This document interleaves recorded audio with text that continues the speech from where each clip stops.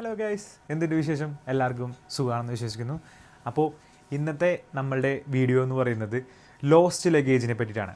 അപ്പോൾ നിങ്ങൾ എപ്പോഴെങ്കിലും കേട്ടിട്ടുണ്ടോ, നമ്മൾ ഇൻ്റർനാഷണൽ ട്രാവൽ ചെയ്യുമ്പോൾ നമ്മളുടെ ബാഗേജ് നഷ്ടപ്പെട്ടാൽ ഞാൻ എന്ത് ചെയ്യും, എന്തുകൊണ്ടാണ് ഇങ്ങനെ ബാഗേജ് നഷ്ടപ്പെടുന്നത്, അല്ലെങ്കിൽ ബാഗേജ് നമുക്ക് നഷ്ടപ്പെട്ടാൽ എപ്പോൾ നമുക്ക് കിട്ടും, അതിനെ പറ്റിയിട്ടുള്ള ഡീറ്റെയിൽസും കാര്യങ്ങളൊക്കെയാണ് നമ്മളുടെ ഈ വീഡിയോയിലുള്ളത്. സോ നമുക്കൊട്ടും വൈകാതെ നമുക്ക് വീഡിയോയിലേക്ക് കിടക്കാം. അപ്പോൾ ഞാൻ നേരത്തെ പറഞ്ഞ പോലെ തന്നെ ബാഗേജ് നഷ്ടപ്പെടുക. അപ്പോൾ ബാഗേജ് നഷ്ടപ്പെട്ട് കഴിഞ്ഞാൽ അയ്യോ നമ്മൾ പേടിച്ചിട്ട് ഇരുന്നിട്ട് വല്ല കാര്യമുണ്ടോ, നമുക്ക് ബാഗേജ് കിട്ടുമോ, എപ്പോഴൊക്കെ കിട്ടും, എങ്ങനെയൊക്കെയാണ് അതിൻ്റെ പ്രൊസീജിയർ കാര്യങ്ങളൊക്കെ നമുക്ക് നോക്കാം. ഇങ്ങനെയൊക്കെയാണ് ഈ ബാഗേജ് നഷ്ടപ്പെടാക. അപ്പം നഷ്ടപ്പെട്ട് പോയി കഴിഞ്ഞാലും ഇപ്പം നമുക്ക് ഒരു 2 ദിവസം കഴിഞ്ഞിട്ട് ട്രാക്ക് ചെയ്ത് കിട്ടണമെന്നുണ്ടെങ്കിൽ നമ്മുടെ ഭാഗത്തുനിന്ന് നമ്മൾ എന്തൊക്കെ ശ്രദ്ധിക്കണം എന്നുള്ള കാര്യങ്ങളാണ് ഞാനിവിടെ ഡിസ്കസ് ചെയ്യാൻ വേണ്ടി പോകുന്നത്. പിന്നെ ഡിസ്കസ് ചെയ്യാൻ വേണ്ടി പോകുന്നത് ഇത് എന്തുകൊണ്ടാണ് ഇങ്ങനെ സംഭവിക്കുന്നത്, ഇങ്ങനെ നിങ്ങൾക്കും സംഭവിച്ചു കഴിഞ്ഞാൽ നിങ്ങൾ എന്താണ് ഇതിൻ്റെ ആക്ഷൻ നിങ്ങൾക്ക് എടുക്കേണ്ടതും നിങ്ങളുടെ റൈറ്റ്സും എന്താണെന്നാണ് നമ്മൾ ഡിസ്കസ് ചെയ്യാൻ വേണ്ടി പോകുന്നത്. ഫസ്റ്റ് ഓഫ് ഓൾ, നിങ്ങളിപ്പോൾ ഒരു ചെക്ക് ഇൻ ചെയ്യാൻ വേണ്ടി പോകുമ്പോൾ ഒരു എയർലൈൻ സെലക്ട് ചെയ്യുമ്പോൾ 2 തരം എയർലൈനാണുള്ളൂ. ഒന്ന് നോ ഫ്രിൽ എയർലൈനും പിന്നെ ഫുൾ സർവീസ് കാരിയേഴ്സും ഉണ്ട്. അപ്പോൾ നോ ഫ്രിൽ എയർലൈൻ എന്ന് പറഞ്ഞു കഴിഞ്ഞാൽ ബഡ്ജറ്റ് എയർലൈനാണ്. സോ അത് പേര് പറയുന്നത് തന്നെ അവരുടെ സർവീസും കാര്യങ്ങളൊക്കെ വളരെ ചുരുക്കമായിരിക്കും. ഫോർ എക്സാമ്പിൾ എയർ ഇന്ത്യ എക്സ്പ്രസ്, ഇൻഡിഗോ, സ്പൈസ് ജെറ്റൊക്കെ നമ്മൾ ഈ പറഞ്ഞ പോലെ തന്നെ ബഡ്ജറ്റ് എയർലൈനാണ്. ഈ ഖത്തർ എയർവേസ്, ഇപ്പോൾ ശ്രീലങ്കൻ എയർവേസ്, അങ്ങനത്തെ പറഞ്ഞ എയർ ഇന്ത്യ, അപ്പോൾ അവരൊക്കെ ഫുൾ സർവീസ് കരിയേഴ്സാണ്. എത്തിഹാദ്, ഈ ഫുൾ സർവീസ് കരിയേഴ്സിൻ്റെ എപ്പോഴും പൈസ കൂടുതലായിരിക്കും. ഞാൻ എന്തുകൊണ്ടാണ് ഇത് പറയാനുള്ള കാരണം കൂടി ഞാൻ ലാസ്റ്റ് വ്യക്തമാക്കാം കേട്ടോ. അപ്പോൾ നിങ്ങളൊരു ടിക്കറ്റ് എടുത്തു, നിങ്ങളെടുത്തത് ബഡ്ജറ്റ് എയർലൈനാണ്, എയർ ഇന്ത്യയിലാണ് നിങ്ങളെടുത്തത്, അല്ലെങ്കിൽ എയർ ഇന്ത്യ എക്സ്പ്രസ്സിലാണ് നിങ്ങളെടുത്തത്. നിങ്ങൾ ചെക്ക് ഇൻ ചെയ്തപ്പോൾ ഫസ്റ്റ് ഓഫ് ഓൾ നമ്മൾ ശ്രദ്ധിക്കേണ്ടതെന്ന് പറഞ്ഞു കഴിഞ്ഞാൽ നമുക്കൊരു ബാഗ് ഉണ്ടെന്നുണ്ടെങ്കിൽ ആ ബാഗ് ചെക്ക് ഇൻ ചെയ്ത് കഴിയുമ്പോൾ നമുക്കൊരു ചെറിയൊരു ഒരു ബാഗേജ് ID പോലത്തെ ഒരു ടാഗ്, ഇങ്ങനെ ഒരു നീണ്ടു കിടക്കുന്ന ഒരു സംഭവം നിങ്ങൾ കണ്ടിട്ടുണ്ടാവും. അത് ബാഗേജിൽ അവർ ഒട്ടിക്കും. ആ ഒട്ടിച്ചതിന് ശേഷം 3 സ്റ്റെപ്പ് പോർഷൻസ് ഉണ്ടാവും. ഒന്ന് അവരത് ബാഗിൽ തന്നെ ഒട്ടിക്കും, പിന്നെ ആ ഒരു ടാഗ്, വലിയൊരു ടാഗ് ബാഗിൽ ഒട്ടിക്കും, പിന്നെ ഒരു സ്റ്റെപ്പ് പോർഷൻ എടുത്ത് നമുക്ക് അവർ തരും, നമ്മുടെ ബോർഡിംഗ് പാസിലും ഒട്ടിച്ചു തരും. അപ്പോൾ നമ്മളെപ്പോഴും ശ്രദ്ധിക്കുക, നമ്മുടെ കയ്യിൽ എപ്പോഴും ഉണ്ടാകുക ഒന്ന് ശ്രദ്ധിക്കുക. അതിനെ ക്ലെയിം പോർഷൻ എന്നാണ് പറയുന്നത്. അപ്പോൾ ക്ലെയിം എന്ന് പറഞ്ഞു കഴിഞ്ഞാൽ എന്തെങ്കിലും നഷ്ടപ്പെട്ട് ബാഗ് നഷ്ടപ്പെട്ടൊക്കെ പോയി കഴിഞ്ഞാൽ, അല്ലെങ്കിൽ ബാഗേജ് നമുക്ക് കിട്ടിയില്ല എന്നുണ്ടെങ്കിൽ നമുക്കത് ക്ലെയിം ചെയ്യാനുള്ള ഒരു പ്രൂഫാണ് ഈ ക്ലെയിം പോർഷൻ എന്ന് പറയുന്നത്. സോ ഈ ബാഗേജ് നമ്മൾ എപ്പോഴും ചെക്ക് ഇൻ ചെയ്യുമ്പോൾ ശ്രദ്ധിക്കുക, നമ്മളുടെ ഈ ബാഗേജ് ഇവർ ടാഗ് ഒട്ടിച്ചിട്ടുണ്ടോ ഇല്ലയോ എന്നുള്ള കാര്യം. കാരണം ഞാൻ പറയാൻ വേണ്ടി കാരണം എന്ന് പറഞ്ഞു കഴിഞ്ഞാൽ, നമ്മളൊരു ബാഗേജ് ഇപ്പോൾ ലോസ് ലഗേജ് ആയാലും ഇപ്പോൾ പറഞ്ഞ പോലെ തന്നെ നമുക്ക് ബാഗ് കിട്ടാത്തൊരവസ്ഥ വന്നു കഴിഞ്ഞാലും, നമുക്ക് 2 ദിവസം 3 ദിവസം കഴിഞ്ഞ് കിട്ടുന്നൊരവസ്ഥയൊക്കെ വന്നു കഴിഞ്ഞാലും ഒരു 80% ഒക്കെ ഐറ്റംസ് എന്ന് പറയുന്നത് സ്റ്റാഫിൻ്റെ മിസ്റ്റേക്ക് കൊണ്ടായിരിക്കില്ല. ഒരു 20% ഒക്കെ ആയിരിക്കും സ്റ്റാഫ് മിസ്റ്റേക്ക് കൊണ്ടൊക്കെ ഇങ്ങനെ വരുന്നത്. ഒരു 80% ഒക്കെ അതർ റീസൺസ് ആയിരിക്കും. നമുക്കത് എന്തായാലും പറഞ്ഞു പോവാം. 20% കൂടി സ്റ്റാഫിൻ്റെ മിസ്റ്റേക്ക് എന്ന് പറയുന്നത് സ്റ്റാഫ് ചിലപ്പോൾ ടാഗ് ചെയ്യാൻ വേണ്ടി മറന്നിട്ടുണ്ടാവും. പക്ഷേ ഇപ്പോഴത്തേക്ക് ഒരുപാട് ടെക്നോളജിയൊക്കെ വളർന്നു. ടാഗ് ഇല്ലയെന്നുണ്ടെങ്കിൽ ഓട്ടോമാറ്റിക്കായിട്ട് പ്രോപ്പറായിട്ട് അടുത്ത സ്റ്റെപ്പിലേക്ക് വരുമ്പോൾ ടാഗ് ഇല്ലയെന്ന് മനസ്സിലാവുകയും ആ പാസഞ്ചറിനെ കണ്ടെത്തുകയും അങ്ങനത്തെ ടാഗ് വെക്കുന്ന സംവിധാനങ്ങളൊക്കെ നമ്മുടെ ഇവിടെ ഇപ്പോൾ ഇന്ത്യയിലും അതുപോലെ തന്നെ കേരളത്തിലൊക്കെ വന്നിട്ടുണ്ട്. സോ അതുകൊണ്ട് ഇപ്പോൾ അതൊക്കെ കുറഞ്ഞു പോയിട്ടുണ്ട്. ഇനി ടാഗ് മാറിപ്പോകുന്ന അവസ്ഥകളൊക്കെ ഉണ്ടാവും. ഇപ്പോൾ ഡൽഹിക്ക് കൊണ്ടൊരു പാസഞ്ചറിൻ്റെ ബാഗിന് പിടിച്ച് നമ്മൾ കൊച്ചിക്ക് വിടുക, കൊച്ചിയിലെ ചിലപ്പോൾ ടാഗ് എടുത്തടിക്കുക, പിന്നെ അതുപോലെ തന്നെ ഡെസ്റ്റിനേഷൻ മാറിപ്പോവുക, അങ്ങനത്തെയൊക്കെ പ്രശ്നങ്ങളും സ്റ്റാഫ് മിസ്റ്റേക്സ് ഒക്കെ വരാറുണ്ട്. സോ നമ്മളും കൂടി നമ്മൾ ക്രോസ് ചെക്ക് ചെയ്ത് കഴിഞ്ഞാൽ ഇത് പറ്റാവുന്നതല്ല. നമുക്ക് തരുന്ന ആ നമുക്ക് തരുന്ന ആ ക്ലെയിം പോർഷനിൽ നമ്മൾ ചെക്ക് ചെയ്യുക നമ്മുടെ ഡെസ്റ്റിനേഷൻ തന്നെയാണോ ബാഗേജിൽ ഒട്ടിക്കുന്നതെന്നൊക്കെ കാര്യങ്ങളൊക്കെ. സോ ഇങ്ങനെയൊക്കെയാണ് സ്റ്റാഫിൻ്റെ മിസ്റ്റേക്ക് കൊണ്ടൊക്കെ നമുക്ക് ബാഗേജ് ചിലപ്പോൾ അന്നത്തെ ദിവസം നമുക്ക് വരാതിരിക്കുക എന്നുള്ളത്. ഇനി നമ്മൾ അറിഞ്ഞിരിക്കേണ്ട ഒരു കാര്യം എന്ന് പറഞ്ഞു കഴിഞ്ഞാൽ, നമ്മൾ ഇറങ്ങിക്കഴിയുമ്പോൾ ഞാൻ ഒരുപാട് തവണ എൻ്റെ എക്സ്പീരിയൻസിലൊക്കെ ഒരുപാട് തവണ ആൾക്കാരുടെയൊക്കെ ചീത്ത കേട്ടിട്ടുള്ളൊരു സംഭവമാണ് അറൈവലിൽ ബാഗേജ് കിട്ടായ്മ എന്ന് പറയുന്നത്. നമുക്ക് എല്ലാവർക്കും അറിയാം, ഇപ്പോൾ ഞാനും പ്രവാസിയാണ്. നാട്ടിലേക്കൊക്കെ പോകുമ്പോൾ ഒരുപാട് കാര്യങ്ങളൊക്കെ ആഗ്രഹിച്ചിട്ടായിരിക്കും നമ്മൾ വാങ്ങിച്ചിട്ടൊക്കെ പോകുന്നത്. ആദ്യമായിട്ട് വാങ്ങുന്നവരെങ്കിൽ ഇപ്പോൾ വൈഫിനാണെന്നുണ്ടെങ്കിലും കുട്ടികൾക്കൊക്കെ ആയിട്ട് ഓരോ സാധനങ്ങളൊക്കെ നമുക്ക് അന്ന് തന്നെ കൊടുക്കണം എന്നൊക്കെ ആശയം ഉണ്ടായിരിക്കും. നിങ്ങളൊന്ന് ആലോചിച്ച് നോക്കിയേ, 1 വർഷം 2 വർഷം കഴിഞ്ഞ് പോകുന്ന ആൾക്കാർ അവിടെ ചെന്ന് ഈ പെട്ടി പൊട്ടിച്ചൊരു സാധനം അവർക്കൊക്കെ ഞാനിവിടെ വന്നു ഒരു സ്വീറ്റ്സോ അല്ലെങ്കിൽ എന്തെങ്കിലുമൊക്കെ കൊടുക്കാൻ വേണ്ടിയിട്ടായിരിക്കാം ഈ സാധനങ്ങൾ നമ്മൾ വാങ്ങിച്ചിട്ട് അത് അന്നേ ദിവസം അവർക്ക് കിട്ടിയില്ല. നമ്മളിപ്പോൾ കയ്യും വീശി വെറുതെ ഇത്രയും 2 കൊല്ലം കഴിഞ്ഞൊരു ഗൾഫുകാരൻ വീട്ടിലേക്ക് വരുമ്പോൾ നാട്ടുകാരുടെയൊക്കെ അല്ലെങ്കിൽ വീട്ടുകാരുടെയൊക്കെ ഉണ്ടാകുന്ന ഒരു വിഷമം, അവരുടെ മുന്നിലുണ്ടാകുന്ന ഒരു വിഷമം സ്വാഭാവികമായിരിക്കും. അതൊക്കെ കൊണ്ടായിരിക്കാം ചിലപ്പോൾ സ്റ്റാഫുകളൊക്കെ ആയിട്ട് ഇവർ റേസ് ചെയ്ത് സംസാരിക്കുന്നത്. ഒരുപാട് തവണയൊക്കെ എനിക്കും ഇതുപോലെ തന്നെ നിങ്ങളുടെ ബാഗ് എത്തിയിട്ടുള്ള നാളെ വരുള്ളൂ എന്നൊക്കെ പറഞ്ഞ് ഓട്ടോമാറ്റിക്കായിട്ട് ആൾക്കാർ ബിഹേവ് ചെയ്യുന്ന രീതിയൊക്കെ മാറും. പക്ഷേ ഭയങ്കര വൈൽഡായിട്ട് ബിഹേവ് ചെയ്യുന്ന ആൾക്കാരുണ്ട്. ഈവൻ നമ്മൾ ഇടിക്കാൻ വരിക അല്ലെങ്കിൽ നമ്മളുടെ അച്ഛനിട്ട് അമ്മക്കിട്ട് വിളിക്കുന്ന ആൾക്കാരും ഉണ്ട്. ഞാൻ എന്തായാലും ആ ഫീൽഡല്ലേ ഇപ്പോൾ വേറെ ഫീൽഡായതുകൊണ്ട് ഞാൻ ജസ്റ്റ് പറഞ്ഞതേ ഉള്ളൂ. അപ്പോൾ നമ്മൾ അങ്ങനെ ആരെയും ചീത്ത പറയാനോ അല്ലെങ്കിൽ വേറെ പറയാനോ നിൽക്കണ്ട. ഇതൊക്കെ ചിലപ്പോൾ നമ്മളുടെ അല്ലെങ്കിൽ അവരുടെ മിസ്റ്റേക്ക് കൊണ്ടൊന്നും പറ്റിയതായിരിക്കില്ല, ചിലപ്പോൾ സ്റ്റാഫിൻ്റെ മിസ്റ്റേക്ക് കൊണ്ടായിരിക്കില്ല. ഞാൻ അതിനെപ്പറ്റി പറയാം എന്തുകൊണ്ടൊക്കെയാണ് ഇത് വരുന്നത് എന്നുള്ളത്. സോ നമുക്കിത് എന്ത് ചെയ്യാൻ വേണ്ടി പറ്റുമെന്ന് പറഞ്ഞാൽ നിങ്ങളുടെ റൈറ്റ്സ് ആണ് ഞാൻ അടുത്തത് ഞാൻ പറയാൻ പോകുന്നത്.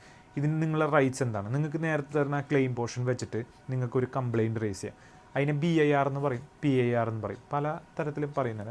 ബാഗേജ് ഇറഗുലാരിറ്റി റിപ്പോർട്ട് എന്നൊക്കെ പറയുന്നത്, പ്രോപ്പർട്ടിയിലെ ഇറഗുലാരിറ്റി റിപ്പോർട്ട് എന്നൊക്കെ പറയുന്ന ഒരു ഫോം ഉണ്ട്. ആ ഫോം നിങ്ങളെ കൊണ്ട് ഫില്ല് ചെയ്യിപ്പിക്കും. എന്നിട്ട് നിങ്ങൾക്ക് രണ്ടാമത് വന്ന് കസ്റ്റംസിൻ്റെ വന്ന് ക്ലിയർ ചെയ്യാനുള്ള ഒരു ഫോമാണ്. അതെന്തായാലും നിങ്ങൾ മസ്റ്റായിട്ട് ഫില്ല് ചെയ്യുക, ഇൻ്റർനാഷണൽ ആണെന്നുണ്ടെങ്കിൽ. ഇപ്പോൾ എന്താ പറയുക, ഡൊമസ്റ്റിക് ആണെന്നുണ്ടെങ്കിലും ചെറിയൊരു ഫോം നമുക്ക് ഫില്ല് ചെയ്യും. പക്ഷേ ഇൻ്റർനാഷണൽ ആയതുകൊണ്ട് നമുക്ക് കസ്റ്റംസ് രണ്ടാമത് വരുമ്പോൾ കസ്റ്റംസിൻ്റെ ക്ലിയർ ചെയ്ത് വാങ്ങുന്നതുകൊണ്ടൊക്കെ തന്നെ നമുക്ക് ഒരുപാട് വേറെ കുറേ ഡോക്യുമെൻറ്റ്സും കാര്യങ്ങളൊക്കെ നമ്മൾ ഫില്ല് ചെയ്ത് സൈൻ ചെയ്ത് കൊടുക്കേണ്ടി വരും. സോ അതിനൊക്കെ ചിലപ്പോൾ ഒരു 5 മിനിറ്റോ 10 മിനിറ്റോ നിങ്ങളുടെ നിന്ന് എടുക്കുന്നു വരും ചിലപ്പോൾ അവർ. അപ്പോൾ ഇതൊക്കെ നിങ്ങൾക്ക് ഭയങ്കര ഫ്രസ്ട്രേഷനും കാര്യങ്ങളൊക്കെ ഉണ്ടാവാം. പക്ഷേ ശ്രദ്ധിക്കുക, ഇത് നമുക്കും കൂടി വേണ്ടിയിട്ടാണ്. നമ്മൾ ശരിക്കും ആസ് എ പാസഞ്ചർ നമ്മളെ മിസ്റ്റേക്ക് കൊണ്ടല്ല ഇത് വന്നത്.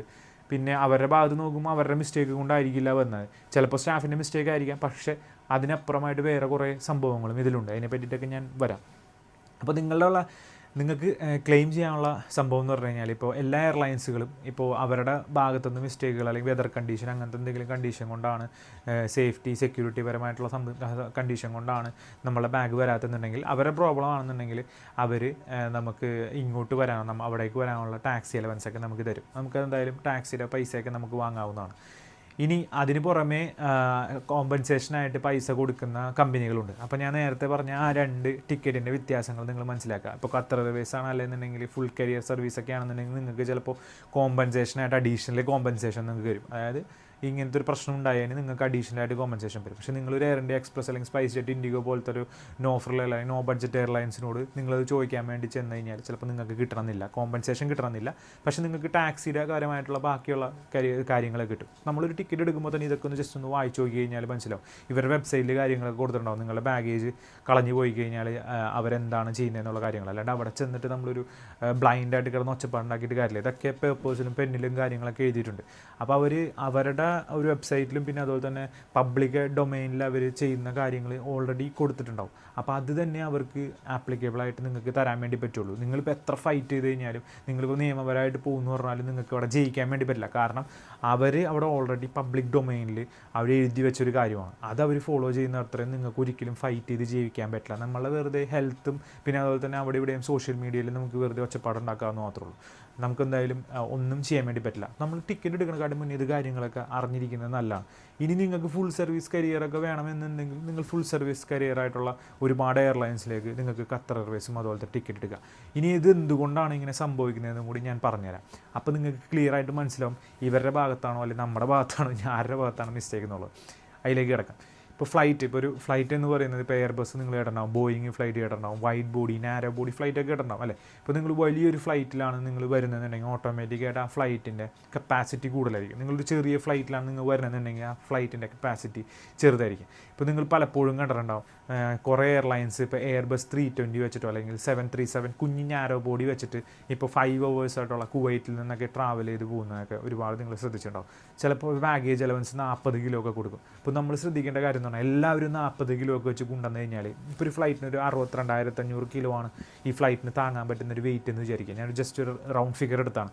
അതിൽ തന്നെ ഒരു 42,000 കിലോ നമ്മളുടെ ഫ്ലൈറ്റിൻ്റെ വെയിറ്റ് ആയിട്ട് പോകും. ബാക്കി 20,000 കിലോ ആണ് ഫ്ലൈറ്റിന് അന്നേ ദിവസം ചിലപ്പോൾ താങ്ങാൻ വേണ്ടി പറ്റുള്ളൂ. ഞാൻ ഫ്യൂവലിൻ്റെ കാര്യമല്ല പറയുന്നത്, ഫ്യൂവൽ എക്സ്ട്രാ ആണ്, അത് നമ്മൾ കൂട്ടണില്ല. എന്നാലും 20,000 കിലോ ആണ് ഈ ഫ്ലൈറ്റിൻ്റെ ട്രാവൽ ചെയ്യാൻ വേണ്ടി പറ്റുള്ളൂ. അപ്പോൾ ഈ ഫ്ലൈറ്റിൽ ഒരു 150 സീറ്റ് ഉണ്ടെന്നുണ്ടെന്ന് വിചാരിക്കാം. ഒരാൾ 100 കിലോ വെച്ചിട്ട് ഒരു ആവറേജ് വെയിറ്റ് ഉണ്ടെങ്കിൽ തന്നെ 18,000 കിലോ ആയി. ഇപ്പോൾ 100 കിലോ ആവറേജ് വെയിറ്റ് എന്ന് പറയുന്നത് അവരുടെ ഹാൻഡ് ബാഗേജും പിന്നെ അതുപോലെ തന്നെ അവരുടെ വെയിറ്റും കൂട്ടിയിട്ടാണ് ഞാൻ പറയുന്നത് കേട്ടോ. 150 പേരുണ്ടെന്നുണ്ടെങ്കിൽ 18,000 കിലോ ആയി. അതിൽ 100 കിലോ അല്ല, നമ്മൾ സാധാരണ നോർമലി 85-80 ഒക്കെയാണ് നമ്മൾ കൂട്ടാറുള്ളത്. പക്ഷെ എന്നാലും ഒരാളൊരു 20 കിലോ 30 കിലോ ഒക്കെ ബാഗേജ് വെച്ച് കൊണ്ടുവരുമല്ലേ, അപ്പോൾ തന്നെ 20,000 മേലെ. അപ്പോൾ ഒരു ആവറേജ് വെയിറ്റ് ഒരു 20 കിലോ ഒക്കെ വെച്ചിട്ടാണ് എയർലൈൻസൊക്കെ കണക്ക് കൂട്ടാറ്. സോ അങ്ങനെ തന്നെ നിങ്ങൾ കൂട്ടുമ്പോൾ തന്നെ മനസ്സിലാവും. അപ്പോൾ എന്തുകൊണ്ടാണ് നമുക്ക് ഇപ്പോൾ ബാഗേജ് ഇപ്പോൾ നിങ്ങൾ 30 കിലോ ആണ് അല്ലെങ്കിൽ ഒരു അലവൻസ് 20 കിലോ ആണ് നിങ്ങളോട് കൊണ്ടുവരാൻ പറയുന്നതിനുള്ള കാര്യം നിങ്ങൾക്ക് മനസ്സിലായില്ലേ? അതായത് ഈ ഇത്രയും വെയിറ്റ് നമ്മളെ ഫ്ലൈറ്റിനെ താങ്ങാൻ വേണ്ടിയുള്ള പറ്റുള്ളൂ. സോ അതിനപ്പുറം നിങ്ങൾ ഓരോരുത്തരും നിങ്ങൾ 1 കിലോ കൊണ്ടുപോകുമ്പോൾ 2 കിലോ ഒരു 5 കിലോ വെച്ചിട്ട് അങ്ങനെ 150 പേര് കൊണ്ടുപോയി കഴിഞ്ഞാൽ 500-600 കിലോ കൂടുകയാണ്. അത് കൂടുന്നതനുസരിച്ചിട്ട് ഇവർക്ക് ഓട്ടോമാറ്റിക്കായിട്ട് ഫ്യൂവലും അപ്ലിഫ്റ്റ് ചെയ്യേണ്ടി വരും. അങ്ങനെ ഫ്യൂവലും അപ്ലിഫ്റ്റ് ചെയ്യുമ്പോൾ ഓട്ടോമാറ്റിക്കായിട്ട് ഇതിൻ്റെ കപ്പാസിറ്റി, ഫ്ലൈറ്റിൻ്റെ കപ്പാസിറ്റി, താങ്ങാനുള്ള കപ്പാസിറ്റി കുറയും. ഇതൊക്കെ വെയ്റ്റിനനുസരിച്ചിട്ടാണ് ഈ ഫ്ലൈറ്റ് വർക്ക് ചെയ്യുന്നത്. Weight is most important in aviation field. So ഇതുകൊണ്ടൊക്കെ തന്നെയാണ് അവർ നിങ്ങളോട് 30 കിലോ അല്ലെങ്കിൽ 1 കിലോ കർശനമായിട്ട് നിങ്ങൾ കൊണ്ടുപോയില്ല എന്നുണ്ടെങ്കിൽ സേഫ്റ്റിയുടെ പരമായിട്ട് അവർ ചെയ്യുന്നതാണ്, അവരവരുടെ ഡ്യൂട്ടി ചെയ്യുന്നതാണ്. അവിടെ കിടന്ന് ഒച്ചപ്പാടുണ്ടാക്കിയിട്ടൊന്നും കാര്യമില്ല. സോ നമ്മളിത് ആദ്യം മനസ്സിലാക്കുക. ഇനി ഫൈൻ അടിച്ച് കൊണ്ടുപോകുന്നവരുണ്ടാവും. ഇപ്പോൾ ഒരുപാട് പേര് 10 കിലോ 20 കിലോ എക്സ്ട്രാ അടച്ചിട്ട് കൊണ്ടുപോകുന്നവരുണ്ടാവും. അങ്ങനെ ഒരിക്കലും കൊണ്ടുപോകരുത് എന്നല്ല എയർലൈൻസ് പറയുന്നത്. നിങ്ങൾക്ക് കൊണ്ടുപോകാനുള്ള അനുവാദങ്ങളുണ്ട്. അതുകൊണ്ടാണ് അവർ ഫൈൻ വെച്ചിട്ട് നമുക്ക് കൊണ്ടുപോകാനുള്ള ഓപ്ഷനും വെക്കുന്നത്. സോ ഇതുകൊണ്ടൊക്കെയാണ് നമ്മളുടെ ബാഗേജ് വരാതിരിക്കുക എന്നുള്ളൊരു റീസൺസ്. പല റീസൺസ് ഉണ്ടാവും. ചിലപ്പോൾ ബാഗേജ് എവിടെയെങ്കിലും മറിഞ്ഞു പോയതായിരിക്കാം, ചിലപ്പോൾ അവർക്ക് ട്രാക്ക് ചെയ്യാൻ പറ്റാത്തതായിരിക്കാം, ചിലപ്പോൾ അവർ കയറ്റാൻ മറന്നതായിരിക്കാം. അങ്ങനത്തെ അവരുടെ ഭാഗത്തുനിന്ന് ഒരുപാട് മിസ്റ്റേക്സുകൾ വരാം. പിന്നെ അതുപോലെ തന്നെ വെതറിൻ്റെ കണ്ടീഷൻ. ഇപ്പോൾ വെതർ മോശമാണെന്നുണ്ടെങ്കിൽ ഫ്ലൈറ്റിൽ ഇത്ര വെയിറ്റ് കൊണ്ടുപോകാൻ വേണ്ടി ക്യാപ്റ്റന് പറ്റില്ല. സോ ക്യാപ്റ്റൻ അത് കുറയ്ക്കാൻ വേണ്ടി പറയും. അങ്ങനെ കുറയ്ക്കുമ്പോൾ നമുക്ക് അടുത്ത ഓപ്ഷൻ എന്ന് പറയുന്നത് ബാഗേജ് കുറയ്ക്കാന്നുള്ള ഓപ്ഷനാണ്.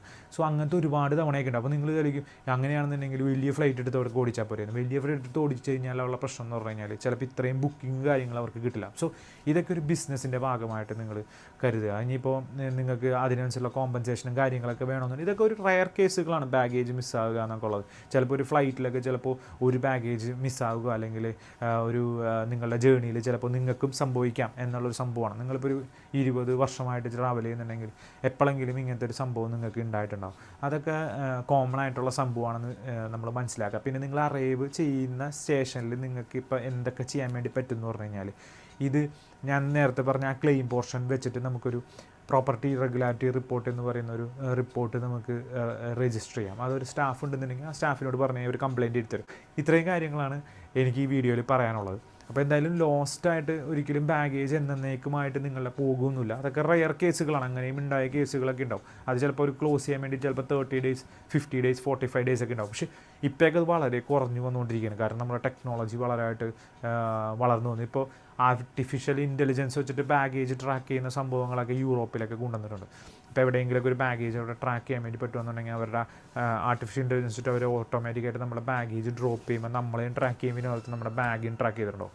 അപ്പോൾ അങ്ങനത്തേക്ക് ഒരുപാട് സംഭവങ്ങളൊക്കെ യൂറോപ്പിൽ അമേരിക്കയിലൊക്കെ അവർ ട്രൈ ചെയ്തുകൊണ്ടിരിക്കുന്നുണ്ട്.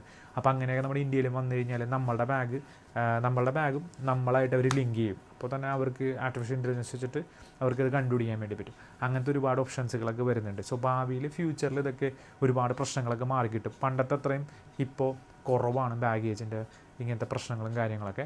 എന്തായാലും 2-3 ദിവസം കൊണ്ടൊക്കെ നിങ്ങൾക്ക് നോർമലി കിട്ടാറുണ്ട്. ഇനിയിപ്പോൾ അതിൽ കൂടുതൽ സംഭവങ്ങളൊക്കെ എടുത്തു കഴിഞ്ഞാൽ എയർലൈൻസിനോട് ചോദിക്കുക. എയർലൈൻസിന് അവർ നിങ്ങളെ മാക്സിമം ഹെൽപ്പ് ചെയ്യാൻ വേണ്ടി ശ്രമിക്കുകയുള്ളൂ.